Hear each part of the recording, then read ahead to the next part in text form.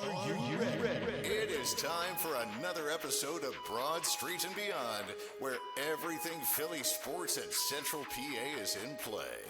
We leave those New York sports in the penalty box. And now, here's Chase and JT. Back for another week on Broad Street and Beyond, the podcast. I am JT along with Chase, and unlike Netflix, we're not going to make you wait till we drop the next episode. We get you each and every week right here on our brand spanking new Broad Street and Beyond YouTube channel. Don't forget to like, share, and subscribe.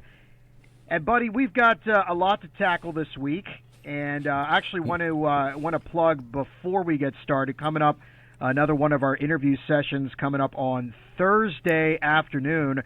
We're going to be chatting with the voice of the Hershey Bears, Mr. Zach Fish. We wanted to do this a week or two ago, but he was a little under the weather, so we rescheduled, and we're going to talk some Hershey Bears hockey with the one and only Zach Fish, so look for that to come out sometime Thursday or Friday. We'll be dropping that episode. So lots of good content. We love doing this every week, and we love dropping some of the bonus sessions we've done. If you hadn't had a chance to check them out, go to our YouTube page. We have one up there with Derek Fisher. We did one with Flyers play-by-play voice Jim Jackson. Chase did a good one with John Walton, the radio play-by-play voice of the Washington Capitals. So we've got a lot of bonus episodes, some good interviews, some good info in those, and more to come. So make sure you check those out. Dropping it like it's hot. Yeah, we're gonna be dropping them left and right here. Just little Easter eggs, little extra Christmas presents as we get towards the holidays. Speaking of Christmas presents, boy, did we have one last night on Monday Night Football for our Philadelphia Eagles, trying to stop the bleeding, trying to avoid a third loss in a row as they traveled out to L.A. To face the Chargers, which is almost like a pseudo home game. It was like 50% Eagles fans there, begging for something positive to happen, begging for an Eagles win, and the Eagles said, "Screw you, Eagles fans that came out to L.A. to watch us win. We're not going to give you a win. We're going to give you a third loss in a row. We're going to give you an inexplicable, hard-to-stomach 22-19 overtime loss as the 2025 Eagles slowly but surely morph into the 2023 Eagles." I'm letting you vent right now, so just get it out. Get it out, man. Get it out.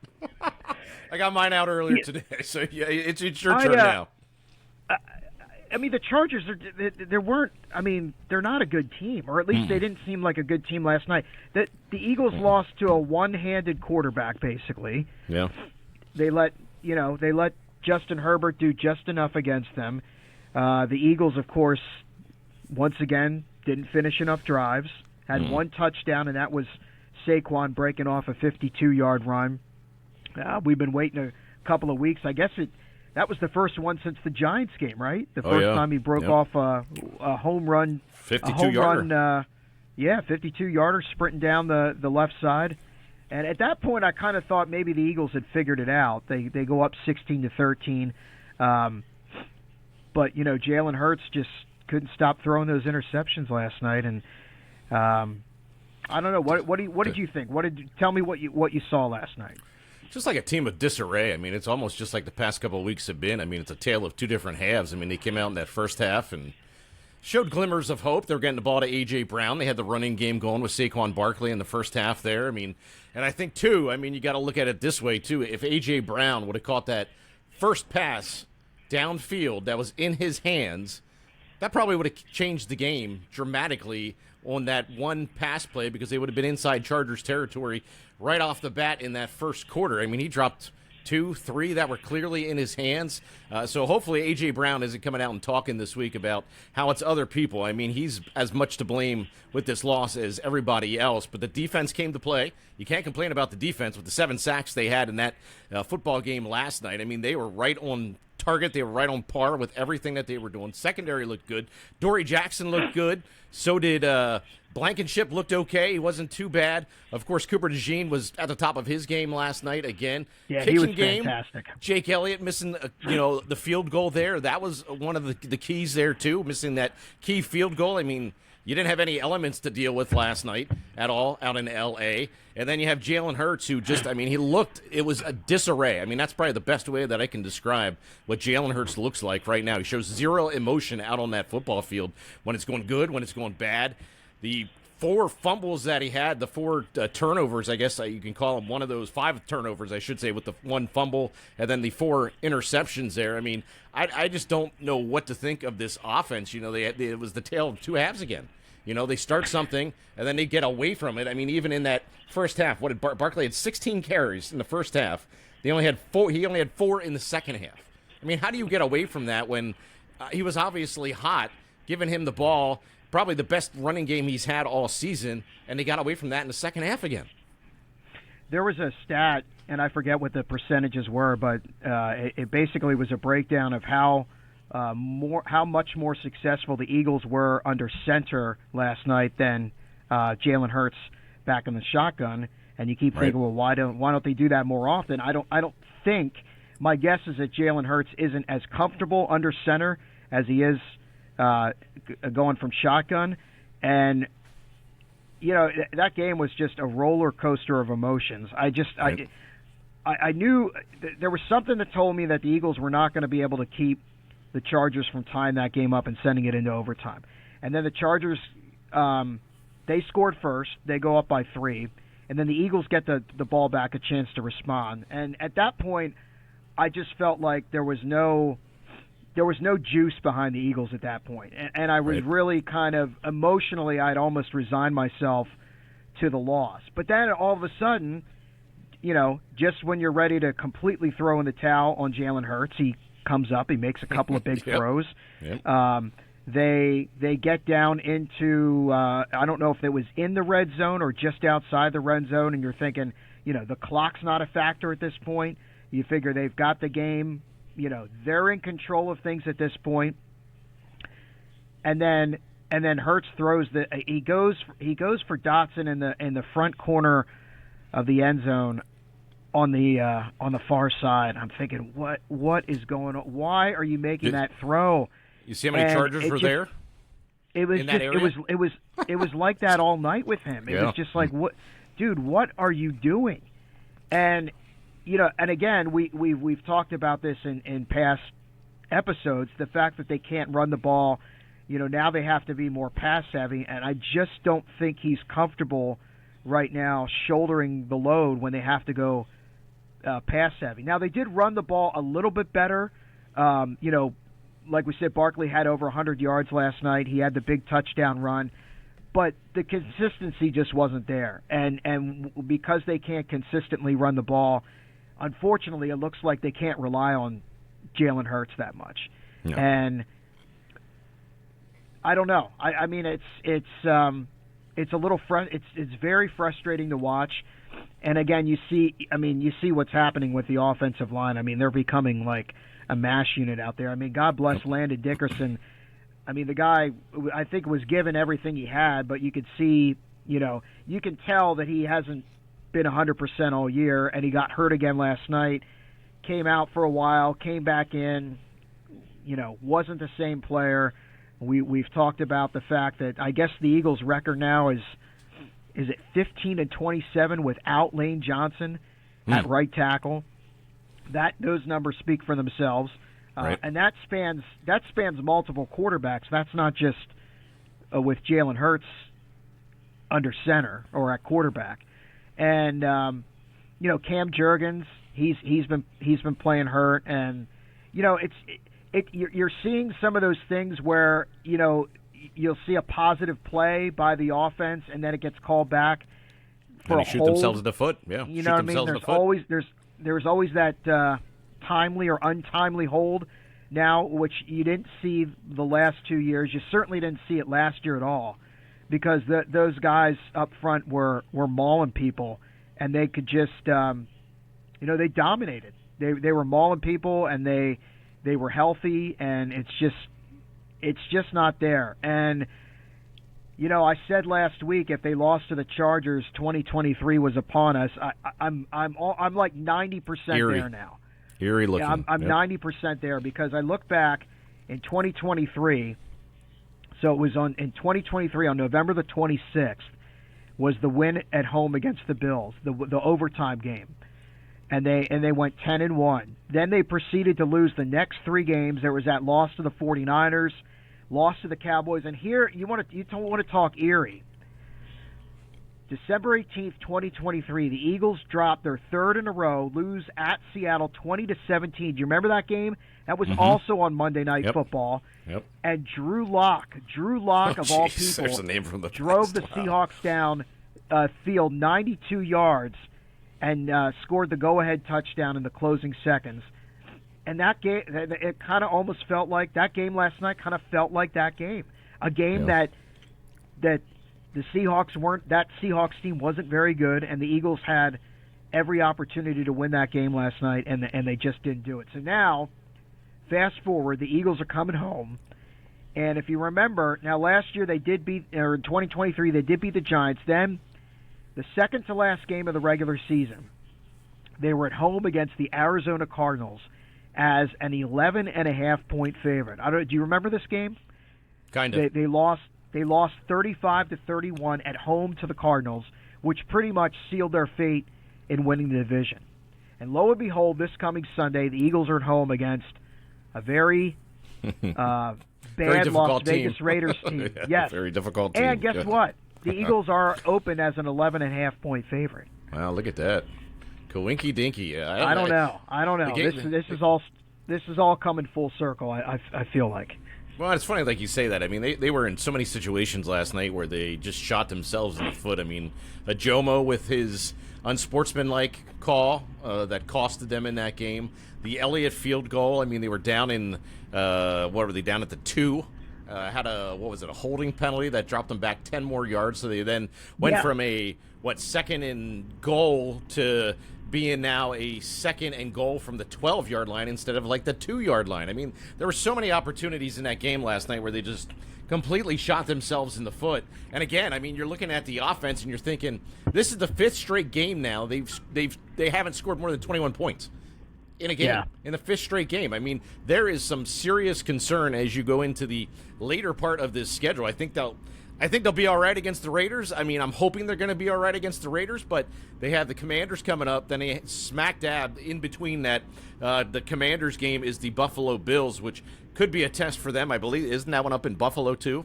That game's up in Buffalo. It is up in Orchard Park, yeah. Then they finish the season against Washington. But, I mean, are the Eagles really ready for the postseason at this point in time? I would say not. I mean, they just do not look like a team that is all together, whether it be the play calling, whether it be Jalen Hurts.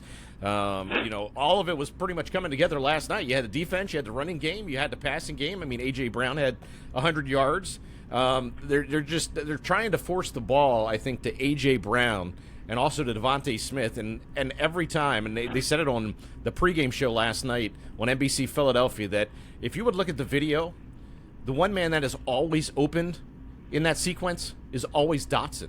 They're not getting the ball nearly enough to Jahan Dotson in that wide receiving core. You know, they're not using him to the best of their ability. The tight ends, they're not using, Calcaterra and Goddard. Last night they used Goddard a decent amount, but they're still not using the other resources that they have. They have from top to bottom probably the best offensive unit in the NFL, and they just can't put it together. And I don't know what direction they're going to go next week against the Raiders. I mean, obviously they're probably not going to change a whole lot because of who they're playing, and it's at the Link. But this team is at least the offense is in total disarray. It really is, and there's no emotion from Jalen Hurts, none. It's funny. It's funny when they're driving to either tie the game in overtime or go ahead. At that point, A.J. Brown and Dallas Goedert were the hot hands. Right. So of course on that game-ending interception, he goes to Jahan Dotson, who right? I don't even know if he ever targets the guy. The pass was terrible. The pass was terrible. There's 4 Chargers right around that whole entire area. If he would have made a nice pass, he was open. He just didn't make the pass that he should have made to him, and it should have been a touchdown. but I don't know if he targets him throughout the game. Right. You know, I don't know. I mean, that guy's, you know, he's One or out two there last night. Yeah, and I don't, you know, admittedly, I'm not seeing the whole film. I don't get to see that all 22 stuff, but you know, I don't know if he's not open. You know, Right. I don't know if there's throws there to Dotson that are to be had. I don't know, but I mean, the guy, to me, on paper, he seems like he would be a terrific number 3 receiver in this Right. offense.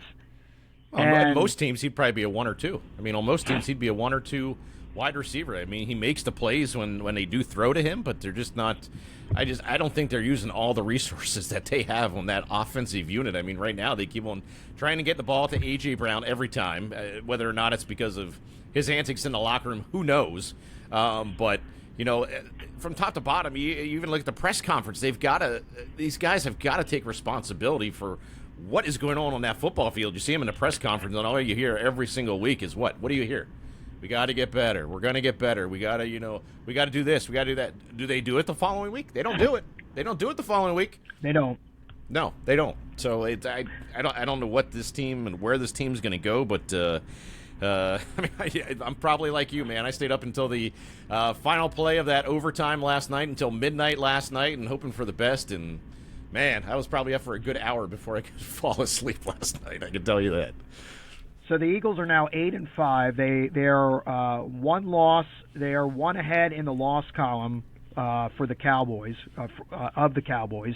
Cowboys also have that tie as well. So upcoming this week, the Eagles have the Raiders at home, and the Cowboys will be hosting the Vikings. So I mean, if you think the Eagles are going to be getting any help from the Vikings, I wouldn't be counting on that. I mean, it's high time here that the Eagles take care of business. So the last 4 now for the Eagles, they are going to host the Raiders, at the Commanders, at the Bills, and then they host the Commanders to close out the season. So I ask you now, Chase, those 4 games, the Eagles are 8-5. How many of those 4 games do they win down the stretch? I definitely think they're going to beat the Raiders. I mean, that's if they don't beat the Raiders, if they really don't beat the Raiders this Sunday at the Link, that city could burn down. I mean, it really, really could. If there was a moment that you look back on, and if they lose to the Las Vegas Raiders this weekend, that would be pretty pathetic. But I mean, I think they're going to win that game. One of the 2 games, they may very well lose against the Commanders. The Commanders always play them tough. The Bills, that's a total toss-up. I mean, you don't know what type of Buffalo Bills team you're going to get this year. They've been up and down throughout the season, but with it being up in Buffalo and the way the Eagles are playing now, I wouldn't count on it. So I got you a 9th win. Are you committing to anything else other than that? Give them a 10th win. We're gonna go. Okay. We're gonna go 10 and what are they? 10 and 7, right? 10 and 7. They would finish. Does 10 and 7 win the division? Who else do the Cowboys have on the schedule? They've got the after the Vikings. Got the Vikings. I believe they've got. Let's see here. Yeah, I hate to admit it, man, but the Dallas Cowboys are playing good football right now. They are playing solid football, offensively and defensively. I mean, I hate to say it, they're playing better than the Eagles. That's for sure. I mean, I know they had that loss to the Lions last Thursday. I'm trying to quickly get to the schedule, and NFL.com is not. Oh, here we go. Full schedule. Vikings at home. Mm-hmm. Chargers at home. That's so they got 2 straight home games. Vikings and Chargers at home. Then in week 17 they host the Commanders. I'm sorry, they're at the Commanders. That's on Christmas Day. And then week 18 they're at the Giants. So that's a win. Yeah, Giants is definitely. I mean, that should be a win. They've got a pretty favorable schedule here down the stretch. Right. I mean, they got the Vikings and the Chargers at home, and then their 2 road games are against, 2 teams that I can't fathom that they wouldn't beat the Giants or the Commanders. Right. So they're at what? They're 6-6-1. That means they would finish 10-6-1. So if you're saying the Eagles finish 10-7, what you've just told me is that the Cowboys are going to win the division. Could happen. Is that what you're saying? Happen. That's what I'm saying. It could happen. All right. We're not betting a smash. We're not betting a smash about a burger. smash burger on that? No, we'll get to that a little later on. I'm already down 0-2. You saw that coming from a mile away now. I'm already down 2, brother. I'm already down 2. Christmas is coming. I got to buy Christmas gifts here, you know? Oh, now I'm starting to telegraph my bets now, my smash I see that. burger bets. Okay. Oh, well. I see that. All right, well, we'll see what happens. Hopefully, we said this last Fingers week. crossed, hopefully, man. Hopefully Fingers they can crossed. stop the bleeding. They couldn't do it against the Chargers. Got to be able to beat the Raiders. Got to be able to beat the Raiders. They've especially got at home. I agree. Another interesting matchup this past Sunday, the Steelers and the Ravens in Baltimore. What a weird game that was. Mm-hmm. Yep, I have to agree. Yep. The Steelers, they go into Baltimore. They come away with the win, 27-22, which was the most important thing if you're a Steelers fan. They're now 7-6, sole possession of first place in the AFC North, and the Steelers win that game with some of the most inexplicable stats. They had 13 first downs. That's a good way to put it. They had 34 yards rushing. They were outgained by the Ravens, and they had more penalty yards, but yet they won the game. How did they do it? Defense again. Rodgers played a pretty good game. I mean, what was his first game with 200+ passing yards in that game? I mean, the big question coming into that game wasn't so much the Steelers. I think it was more, will Lamar Jackson step it up and play better offense and play a better game than he's been playing since his injury, which he did. The Ravens offense looked a little bit better than what they did. They also, too, pretty much on a couple of plays, that one when it was the pass interference or holding call against Pittsburgh, Mark Andrews and Jackson threw it to Andrews, but it was incomplete. Then Isaiah Likely catching that one in the end zone. Did you see that play? Oh, the most bizarre plays that you're ever going to see. That was next to the Eagles game. That was so bizarre. Was that not a catch? I thought it was a catch. It looked like Yeah, he took 2.5 steps. I guess they were looking for a third step there. I don't know. It looked like he almost had a third step. I don't know. I still don't like the explanation. And then like Gene Steratore, God love him, goes on Twitter and tries to give this long explanation about why it was ruled incomplete, and he just was getting lambasted on social media, about him trying to explain that call. And then there was that. And then there was. It was a catch. How many steps do you need to take? I mean, he's in the end zone. How much longer are you going to start extending these plays? You might as well at this point. You might as well make a rule that they have to catch it and take 10 steps. And it could be little tippy-toe steps if you have 20 to. jumping jacks in the meantime. Yeah. It's got to be 10 steps in the end zone. And they're going to make a rule eventually that the play is not over until you hand the ball to the official. And then the play is over. So now what you're going to see is you're going to have guys catching the ball, taking about 5 steps, and then they're going to go hand the ball to the official, and the defender's going to come over and smack it out of his hand, and then they're going to say it's an incomplete pass. Yep. Yeah, it's bizarre. I mean, exaggerating, but you get the picture. You know when you played tackle football, man? There was no 6 steps you got to take until you got a catch is a catch. I mean, if the guy's got possession and he's holding the football for, I was actually counting the seconds. It was almost at least 4 or 5 seconds that he actually held on to the football in that end zone.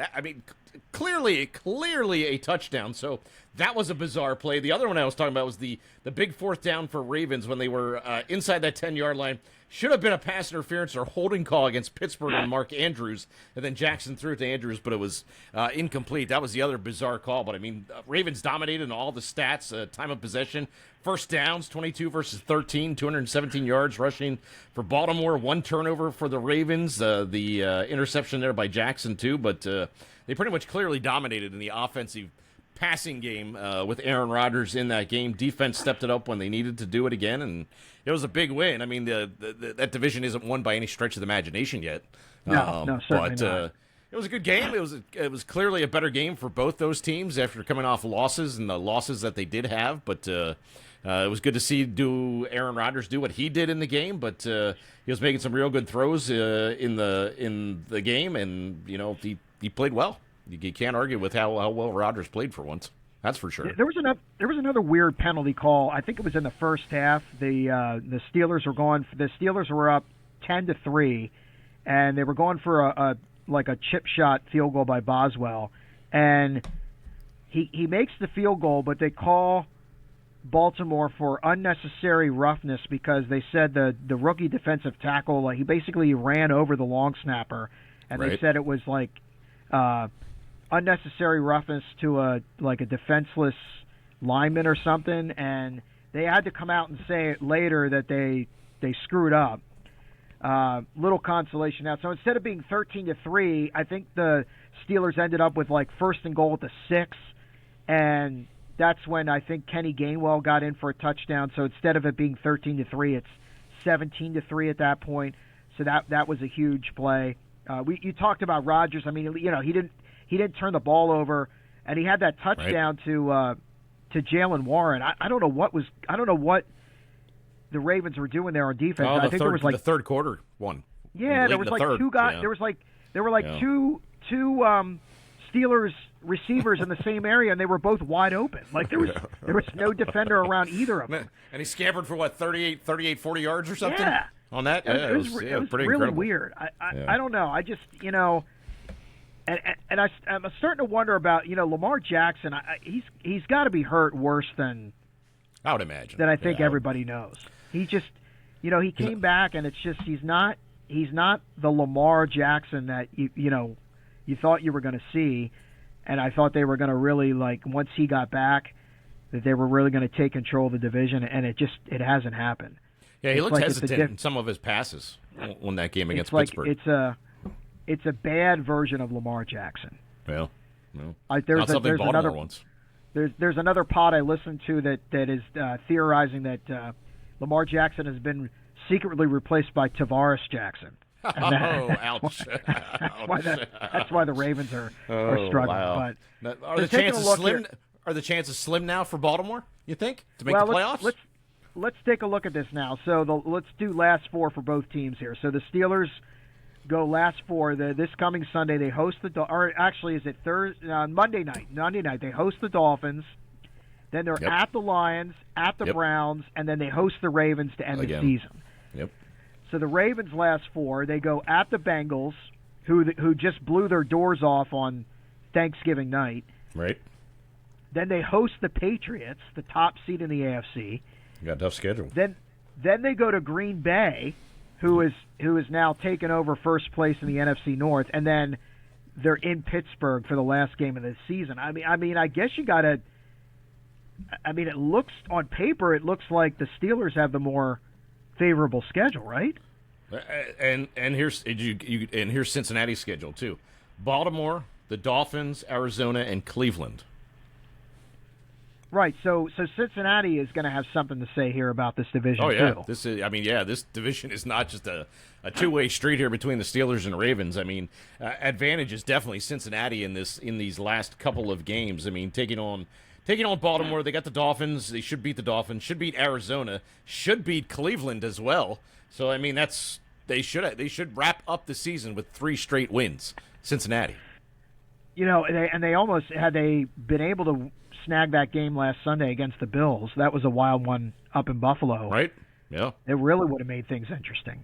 Yeah. So we'll see what happens. In the snow. Yeah, that was in the snow. Yeah, it was in the Nothing snow. like a snow game in Buffalo. It was a wild affair, and Josh Allen just kind of went off and did what Josh Allen usually does. So yeah. So it's gonna be interesting down the stretch to see who if the Steelers can keep everybody at arm's length there in the AFC North. So switching gears now, Penn State football, my friend, the Nittany Lions. See that back there? I got my the Santa long hat wait back is there. over. Got my Santa hat back there. I got my Santa hat back there, right up there. Oh yeah. Penn State Santa hat. Are you saying Christmas came early for Penn State? they got themselves there. They at long last it was I don't know, a lot of zigs and zags to get there, but they found their guy. Matt Campbell from Iowa State is here, and by the way, that's a second smash burger you owe me. Yeah, thanks very much. Thanks for the reminder. I almost forgot. I almost forgot. Last week you took Terry Smith. I took the field, and the field emerged victorious. I'm going to be putting on about 20 pounds here over the holidays. Thanks to you. Yeah, buddy. No problem at all. So what do you think? What's your initial reaction here with Matt Campbell? Do you like the hire? Did they get a good one? What or do you not like it? And what were you looking for? Well, see, here we go. So we had this group chat. You exited the group chat with the Penn State football earlier this week. I can't do anything. I can't do any more than four, and then I'm out. I can't go back and forth. And I didn't get a response from our other guy in the chat, so I'm guessing my opinion is not the probably most favorable one. I mean, listen, it took them 50-plus days to do this deal. Whether or not he was the last option, nobody is going to know that, okay? Nobody's going to know that. Yes, they just finished their season. Everybody's saying, they waited until the season was over, until they hired the guy. Good for them. I think Campbell is a good coach. I really do. I mean, he obviously turned around Toledo. He turned around Iowa State with not much to work with. He's not coming into a Toledo or an Iowa State now. He's coming into Penn State University, okay? You're coming in with more. Your track record is not the greatest, okay? The record he had at Iowa State did okay? He turned that program around, built them to what they are right now. He's got tough shoes to fill. He really does. He's not going to have a long leash with the fans, at least. He's going to have probably a long leash with Pat Kraft. Going to give him some time. They also gave him, $70.5 million guaranteed in this contract that they did with him. This is $70.5 million. What would you do with $70.5 million? I mean, he's got no choice but to turn this program around. They got a cake schedule next year. They have that is what he's walking into, okay? If he doesn't go undefeated next season, the only two teams that he's got to beat in that schedule that are going to be tough, Michigan, which is going to be on the road, and they take on USC if USC gets better here in the offseason. Those are the only two teams that they play. Wait, you think he has to go undefeated next year? Listen, I told this is the unfavorable opinion. He doesn't have a long leash with fans. At least with me, if you're coming in and you're highly touted, you got more to work with at Penn State University. Yes, they're losing a lot of seniors this year. I understand. This is Penn State University. This is the university that people want to come to and play. You're going to have more resources. He's going to have more NIL money to work with. You don't think if they lose Michigan, the game next year against Michigan, at Michigan again, you don't think people are going to start to talk right off the bat if they lose? No. I think he is going to get a grace period to see what they do on the recruiting trail and what they do in the transfer portal. I think that's unrealistic to think that he's going to go undefeated next year. James Franklin never went undefeated. I don't think it is. I mean, if you're coming into Penn State and you're coming in to be the guy, which is what they hired him to be. I mean, he's got to be that guy at Penn State now. There is no turning back. This has got to be your guy for 10, 15 years. This has got to be your guy at the helm at Penn State. Obviously, he's got a great track record with recruiting. He seems like a genuine guy. He said all the right things. Of course, in the press conference, he seems to know the area. Obviously, he said about some of his family that lives 2.5 hours away. So it might be a dream job for Campbell. I wish the guy nothing but success, but he's got to come into this program and be that guy. He's got to come in and be that guy at Penn State. They had a lot of good coaches. James Franklin was a good coach. We're not looking for a good coach anymore. We're looking for a great coach. You know what sets aside a great coach from a good coach? National championships and beating the bigger schools that are out there, and that's what they need. And I hope he does. Right. I really do. So he has to have the opportunity at least a couple of years to build that program. I mean, because he's not coming into a situation where he's going to be inheriting a top-notch roster and he's the guy that's coming in to push them over the top. It's not like they have a lot of guys coming back next year. It's a team that has an awful lot of seniors. Right. And so, you got to give the guy a chance to bring in his recruits, see what he does with the transfer portal. Now, if we're 3 seasons down the road here and it looks like the the team is floundering, they're Right. mediocre. I mean, yeah, you're going to start getting some naysayers there. He's got a 7-year contract. He also has it built in for every time that Penn State makes the college football playoff, he gets an automatic 1-year extension onto his contract. Oh, wow. Didn't know that. Yeah. I mean, I wish the guy nothing but success. I mean, he seems like a genuine guy, seems like a real good guy, real good coach, seems like a family guy. But now he's got a job to do at Penn State. I mean, this is a Division I, supposedly powerhouse football school. So they need to take it to the next level, and hopefully he can take it. I mean, I just didn't like the way they, like most people, the way they carried it out for as long as they did with the 50-plus days, and Terry Smith kind of being their guinea pig up there, answering questions about, what he would do as the next Penn State head coach. Whether or not he was in that mix didn't seem like he was. Clearly he wasn't in that mix for the head coaching position, but to leave him out to dry, and it's good to see him coming back, and Campbell's going to hire him on the staff, but got to wait and see, man. Got to wait until that first snap of the football come the springtime again, but wish Penn State nothing but success. I just hope they have the right guy. So here's a theory that's out there. Are you ready for this? You got your tinfoil. You got your tinfoil hat. My tinfoil hat, oh boy. You ready? Yeah, I'm ready. Hit me. Penn State fires James Franklin and makes Campbell their number 1 priority.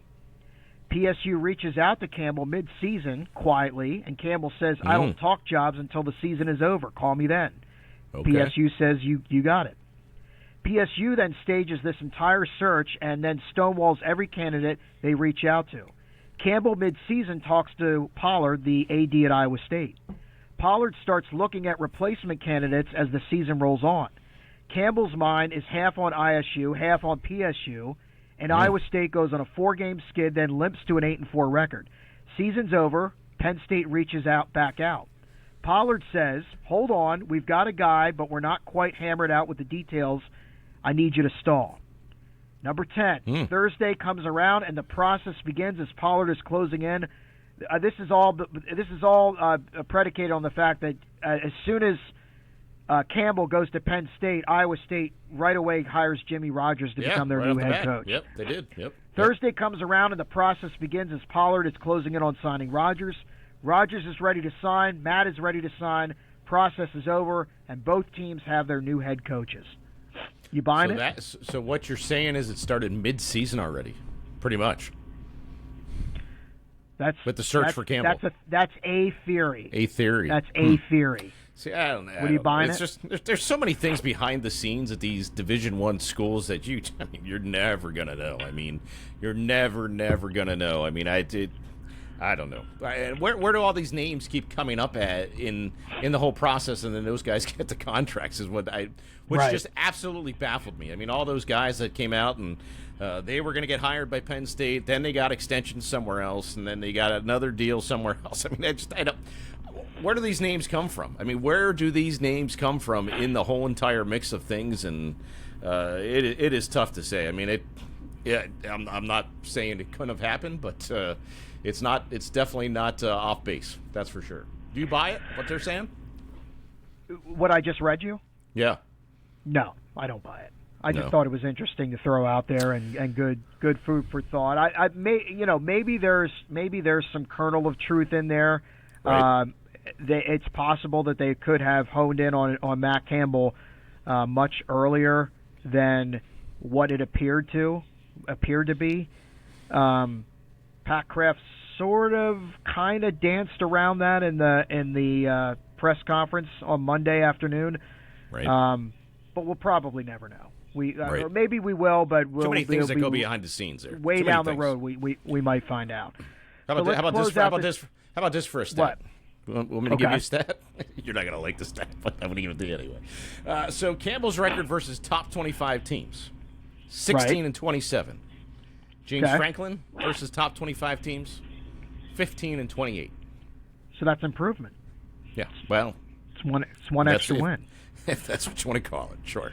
But we'll see. I mean, like I said, I hope the best for him. Obviously, I want Penn State to do a lot better than what they did, and wish the best for whoever takes the helm there and just gets that program back on track into what it was. I mean, that's all that Penn State fans are looking for at this present time, and hopefully Campbell's the right guy. So let's close out this Penn State segment because let's not forget, lost in all this, the Nittany Lions are going bowling. They're going bowling. December 27th, the Nittany Lions are headed to Yankee Stadium in the Bronx to take on the Clemson Tigers. Boy, if you'd have told me at the beginning of the year Penn State and Clemson in a bowl game, you'd be like, all right, sign me up. Little did we know it was going to be in the Pinstripe Bowl. 2 days after Christmas. The Pinstripe Bowl. All right, well, I tell you what. What's better than one smash burger is two smash burgers. No, What's we're better not than betting. two We're not smash betting on this burgers one. is Yep. 3 smash burgers. We can do double or nothing. For another smash burger, does Penn State win Gosh. the Pinstripe I don't like Bowl? when you start testing the waters first.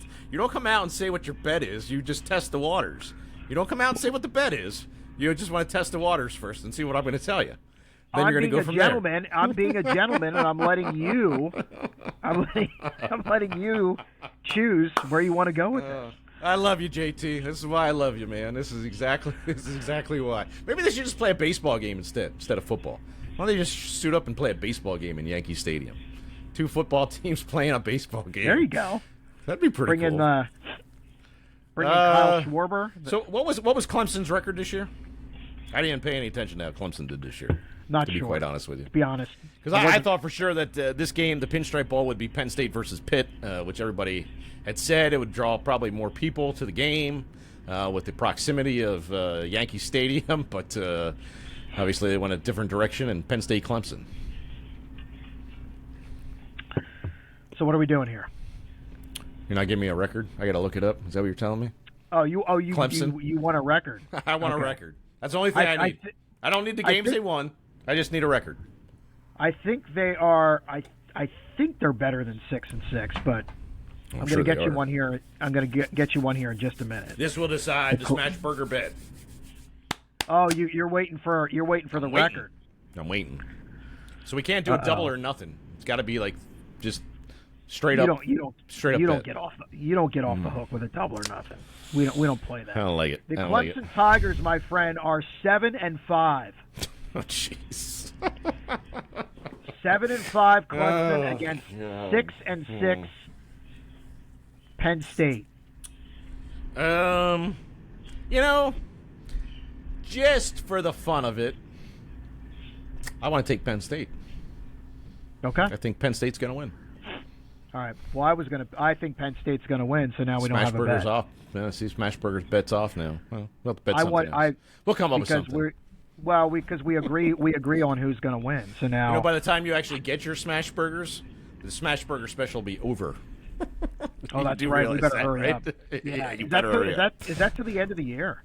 I don't know when they're running it to, but we gotta find out. Yep. All right, it is a good deal, and I gotta get on my keister here and schedule something. Make some time, buddy. Make some time.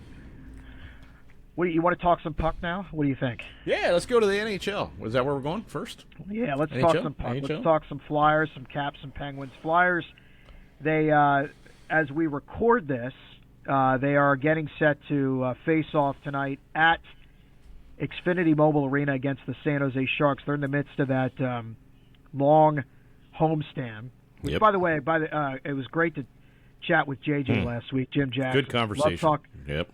Love talking hockey. Love talking Flyers hockey, and I was glad he was able to come on with us. So the Flyers, I don't know if you had a chance to watch any of the game on Sunday. They had I would consider it a measuring stick game. They were at home against the Avalanche. They lost 3-2. They hung tough. I thought they really pressed the issue in the third period. Colorado had just played an overtime game the day before against the Rangers, so I think they were starting to run out of gas, and the Flyers, I think, sensed that, and they were really trying to press for a game-tying goal. I don't know. I didn't think the Flyers played that bad. I think for a while there they had trouble garnering some shots. I mean, Colorado is just, they're looking like the best team in the league right now. I don't know what you take away from that if you're a Flyers fan from that game. I don't know if you're into moral victories, but I mean they certainly played like they belonged against Colorado. Now, if the two teams are playing with equal days rest and the game is in Colorado, we're probably looking at a much different result.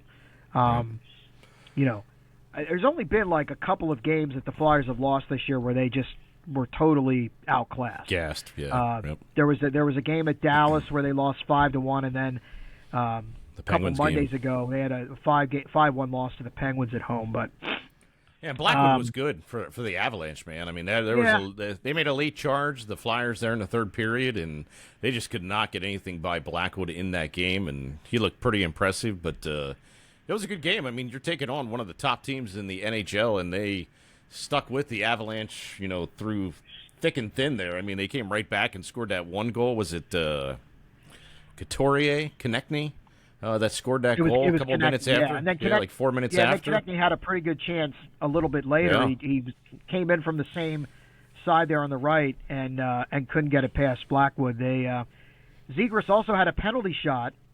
Yeah, Mr. Mr. Penalty Shot. He doesn't get it. Well, he's Mr. Shootout. But what's weird is, did you see the stat? He's 0 for 3 in his career on penalty shots in a game. Oh, I didn't see that. No, I didn't see that. I thought he would be automatic in that, too.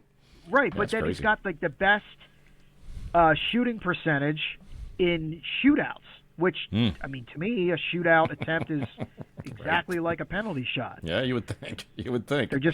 They're just named different. I don't know. But, yeah, exactly. And the Flyers in Colorado, both of them played their third game in 4 nights. But as the game went on, Flyers did get better in the game, but they just couldn't put it together there in the end of the third period there. They had a lot of rushes, but again, Blackwood looked good. Flyers need to get more goals this season. I mean, I think you'd have to agree with that. I mean, they're ranked in the bottom 5 of the NHL in total goals right now as well. You got to see more scoring opportunities and hitting the back of the net for the Flyers. They're not getting that, and hopefully at some point in time this season that starts to get ticking. And when you're playing a good goalie like Blackwood, it's tough to do. Right, and they have to start. I think the Flyers on this homestand, they have to start racking up some wins. I mean, they had the loss to the Penguins last Monday. Thank goodness they beat the Sabres on Wednesday, because if they had lost that game going into Colorado, then you really start getting behind the 8 ball. So they've got I think it's 3 more games left on this homestand. They got the Sharks tonight. Yep. They got your Vegas Golden Knights coming up Thursday. Be a good game. They got the Hurricanes on Saturday, and then they turn right around and they're at Carolina on Sunday for a back-to-back. And the problem is, we talk about we think the Flyers are a little bit better than they were last year, and I agree with that statement. Right now they're 15-9-3, 33 points in the Metro. But right now that's 6th place. Now, 6th place in the Metro, they're only 6 points behind the Caps from first place, and they've played 3 less games in Washington. But the problem is, when you're this bunched together, there's not a lot of margin for error. So now, you start hitting the skids a little bit. Now all of a sudden, you might be in 3rd place one day, and now you're in 6th place. As good as the Flyers have played, they're actually closer to the bottom of the division than they are to the top. So it's they a real made an acquisition today too. The Flyers, did you see that? Getting Roman Schmidt from Tampa Bay. Nope, no. Roman Schmidt from Tampa Bay, defenseman. Oh, I did see that. Yeah. For Is he any good? Ethan Sampson. So basically an exchange of... He's 22. He's young. He's appeared in 13 games with Tampa Bay, but with the Syracuse Crunch. So he's been in the AHL for most of it. So they basically just swapped minor league defensemen. And he's a fighter. He has 38 penalty minutes. He's leading the Crunch with 38 penalty minutes, so he's definitely a fighter. Yes. Well, they did a trade like that earlier in the year. They made a trade with, I forget who it was, and they brought in Christian Kyrou, who's the brother of Jordan Kyrou of the St. Louis Blues, and Christian Kyrou's actually played really well for the Lehigh Valley Phantoms. So we'll see. We'll see what happens. But the Flyers are actually – so the Quinn Hughes trade rumors are heating up, and the Flyers are one of the teams that are linked to possibly making a trade for Quinn Hughes.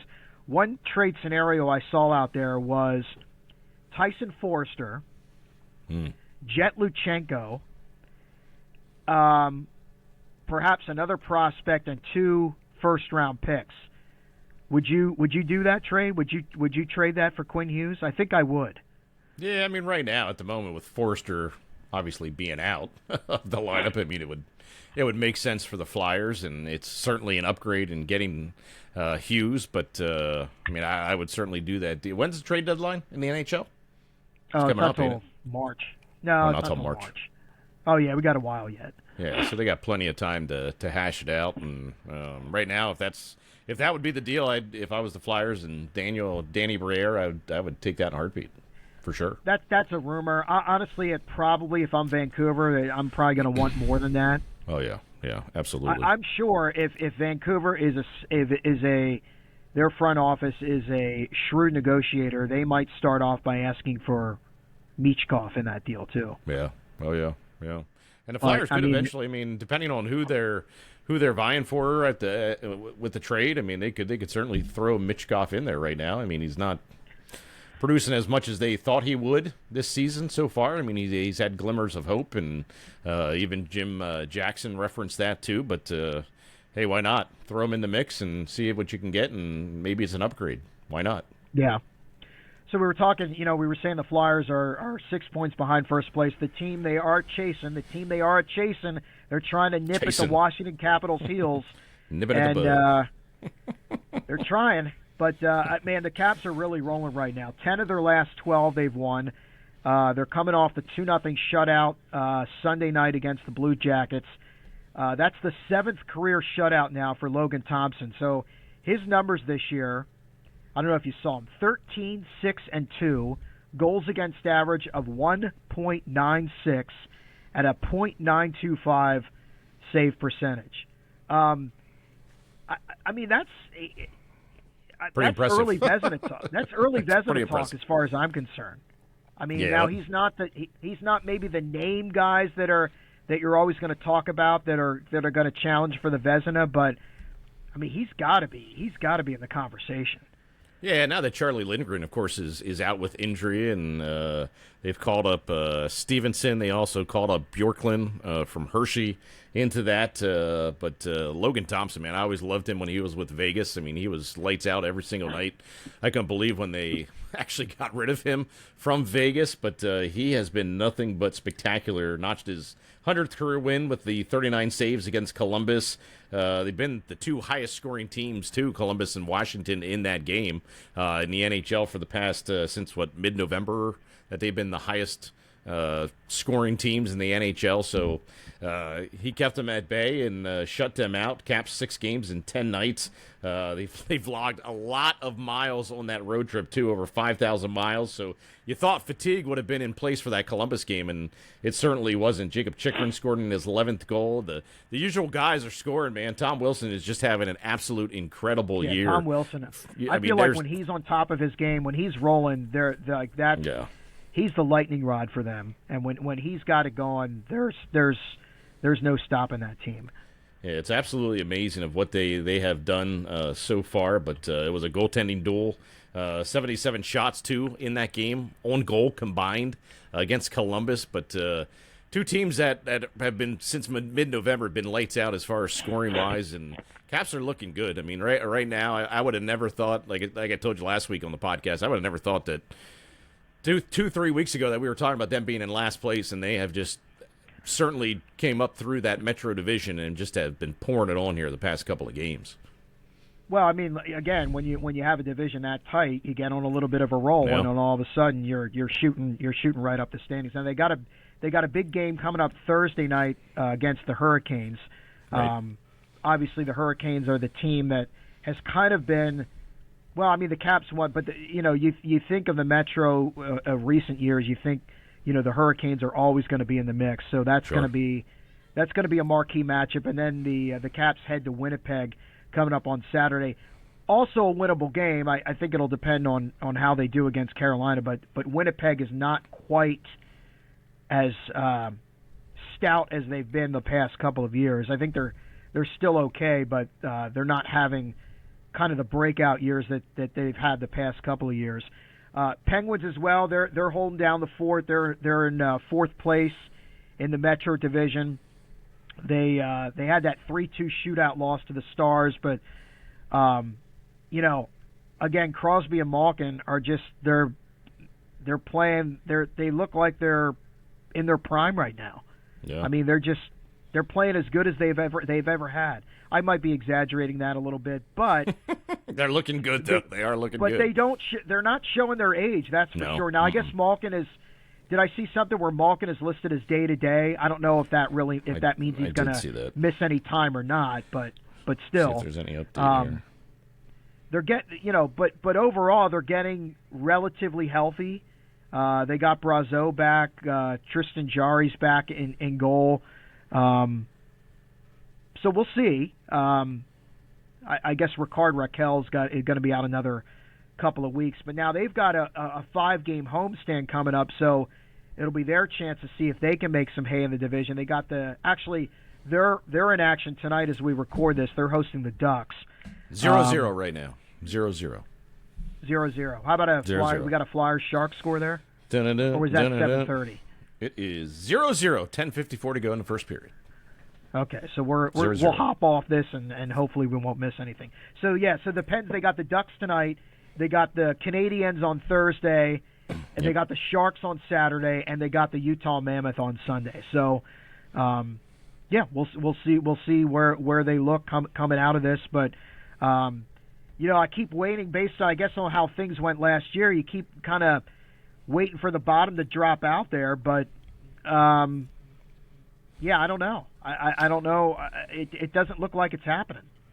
Yeah, I think that's the way it's going to be with this Metro Division all season long. I mean, we've had John Walton on, we had Jim Jackson on, and they've all said the same thing about that division. I mean, it's going to be a dogfight till the end in this Metro Division. The Penguins played a pretty solid game against the Dallas Stars. They never trailed in that game, and then ended up losing in that shootout. Jarry looks good. Once it's like you mentioned, they get Crosby and Malkin playing at their best, and that's what they've been this season, and not showing their age. And once they score a goal, that Penguins team gets rolling in every single game so far. And you've seen it. You saw it against the Flyers when Crosby scored the first goal there and got them on the board, and they just took off from there. So it's been pretty adventurous year for that Metro Division of teams that you thought would be at the bottom of the barrel, like Pittsburgh. You never would have thought they'd be where they're at this season, but they're playing some pretty good hockey too, and it's going to be a dogfight the whole entire year in that Metro Division. We'll touch a little bit here on the Bears because we've got the bonus pod coming up Thursday where we talk with Zach Fish. So they came off a split over the weekend as they continue this 9-game homestand. Things didn't go so well on was that Friday night? Saturday. That was Saturday night against the Penguins. Saturday against Wilkes-Barre Scranton, 4-1. I mean, the Penguins, the baby Pens, are looking really good this year. Again, the Bears started out pretty good. They got another first-period goal from Mr. First Period, Louis Belpedio. But then, it just the baby Pens just kind of imposed their will a little bit. Were you up there at all this weekend? What game were we up there? No, I was not up there. I was up there to get a jersey, a throwback jersey on Sunday, because they were selling those jerseys, hot looking throwback jerseys. So I was up there Sunday just for a brief moment to walk in and get my jersey and get out of there. But yeah, Saturday was a flat game for the Bears. I mean, no doubt about it. I mean, one thing I like about Derek King, and we'll go into more detail with Zach Fish, of course, later on in this week, but that guy does not mince words at all in any press conferences. I mean, he is telling you exactly the way you want to hear it. He says this in the press conference after the game on Saturday. Just a little tidbit of what he put. He said, I can tell you that in the press conferences when he was there, he said, saying their forwards were just better than our forwards. That's exactly what he said in the press conference. He said their forwards better than our forwards. Then he also elaborated. They asked him about turning over the lineup and trying to tune it up a little bit and change some things up. He said, I would like to pull some of these guys, but I got to deal with what I got. I mean, there ain't no coach in the AHL, NHL that's going to come out and tell you the way it is like Derek King does in the post-game press conferences. And he's not a guy that's going to mince words. And I think what he's doing up there has been really beneficial. It's just these young guys have got to buy into what he's selling up there in Hershey, and until they start doing that, they're going to have this inconsistent play all season long. They're going to have these games where they're going to score maybe 5-6 goals and go on a roll. Then the next night, they're going to be flat tired, turning the puck over, and look like the young team that they are. So it's going to be a very, very interesting year for the Hershey Bears with all the. I mean, now you're in that season of you got the call-ups, you got the injuries. Now you're into that part of the season, and who knows what's going to happen with the AHL and the Hershey Bears. I mean, but that's the one thing I think that these players need to start buying into that Derek King system, and they haven't fully done that yet. They did rebound a little bit on Sunday with the win over the Phantoms. They seem to have the Phantoms number. They got that was a late goal by I think that was Brett Leeson, I think, that scored. Yep, they've got the Providence Bruins Wednesday. They've got the Bruins again on Friday night, and then Saturday night they've got the Charlotte Checkers. So look forward to talking some Bears coming up with Zach. Can't wait. Let's wait. close out the episode with we'll touch on the Sixers a little bit. They had their 3-game win streak snapped on Sunday night, losing at home to the Lakers. Entertaining game. The Lakers had all their guys back. Luka was in town. He had missed the previous 2 games for the birth of his second child. LeBron was playing. Of course, LeBron hit some clutch shots down the stretch. The Sixers had just about all of their guys. Kelly Oubre Jr. is still out, but Embiid played. Paul George played. I don't know if you had a chance to watch any of that game. A little bit. A little bit of it. Yeah. Luka with the triple-double, right? Yeah. He's triple-double in that game. Yeah, he's really tough right now. He what is going on here? I think you froze. You froze. I got a picture of you with your mouth open. It's great. Oh, do you? Oh my God, that's gonna be awesome. It's a great shot. I have no screen. I was gonna say you just I'm gonna send you the. You got that. It says. This is a picture for the ages. It says device is struggling to record. No, I'm not getting anything on mine. This says may be due to JT has high Riverside. Close your tab. Do you have it opened in another tab? I did, but then I closed it. Yeah, close that tab out. You can only have one tab opened. Well, no, I only have one tab open, I think. Because it's telling me JT has Riverside open in other tabs. Ask JT to close all other browser tabs open with Riverside. That's what it's telling me. JT has stopped recording.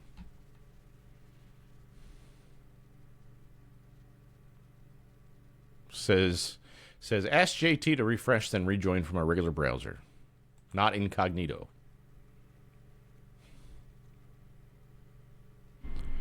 Test. There you are.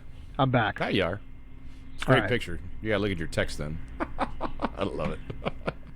Oh, let me see go this. ahead. Hold on, I gotta look. It's classic. I should get a shirt. I need to get a shirt made up with that on. Very well might, or a hat. I had a lot to say.